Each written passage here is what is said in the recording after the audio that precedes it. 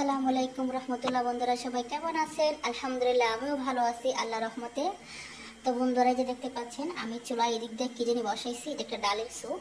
যে দেখতে পাচ্ছেন স্যুপটা হ্যাঁ একটু বলো কুসতেছে, ডাল দিয়ে স্যুপ বানাচ্ছি কারণ আমি আজকে রোজা রাখছিলাম।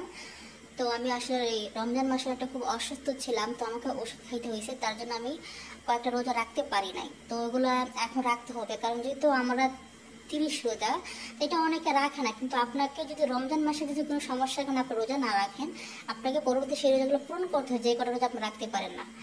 তো আমি এখন ভাবলাম যে ঠান্ডার দিনও ছোট আর ঠান্ডাও লাগে, তো ভাবলাম যে রোজাগুলো রেখে নেই, তার জন্য আমি আজকে রোজা রাখছিলাম। তো এই যে এখন আমি চুলাতে কি জানি বসে দেখতেই পাচ্ছেন বলো করতেছি, আমি ডালের স্যুপ বানাচ্ছি।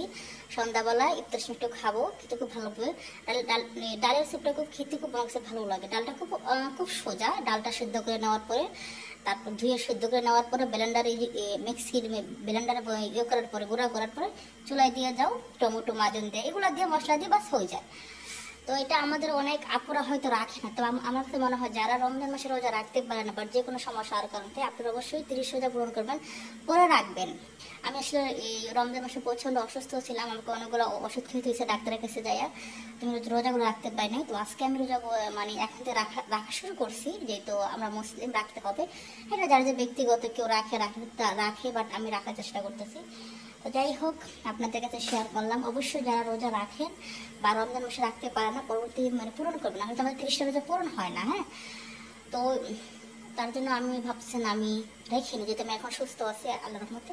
আর এদিকে দেখেন আমার ডাল রান্না হয়ে গেছে, দেখতে পাচ্ছেন ডাল রান্না।